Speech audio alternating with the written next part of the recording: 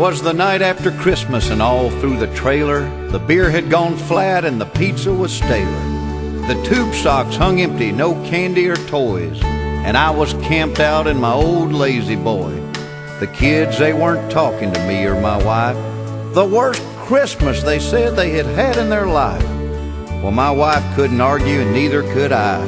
So I watched TV and my wife, she just cried. When out in the yard the dogs started barking, I stood up and looked and I saw Sheriff Larkin. He yelled, "Roy, I am sworn to uphold the laws, and I got a complaint here from a feller named Claus." Claus? I don't know nobody named Claus, and you ain't taking me in without probable cause. Then the sheriff, he said, "The man was shot at last night."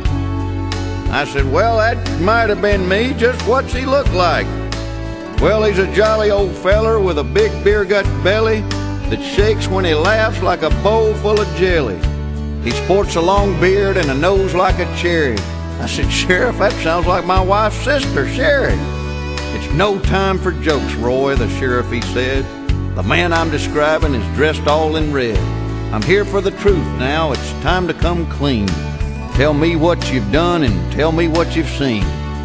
Well, I started to lie, then I thought, what the hell? Wouldn't be the first time I'd spent New Year's in jail.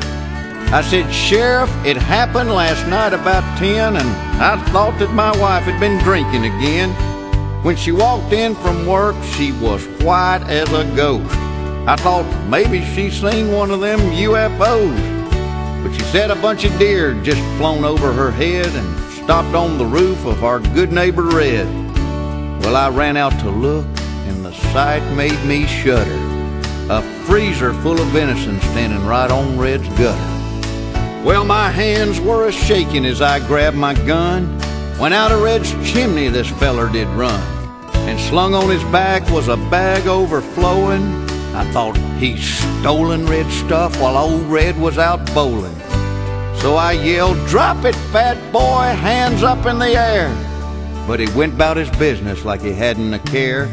So I popped a warning shot over his head. Well, he dropped that bag and he jumped in that sled.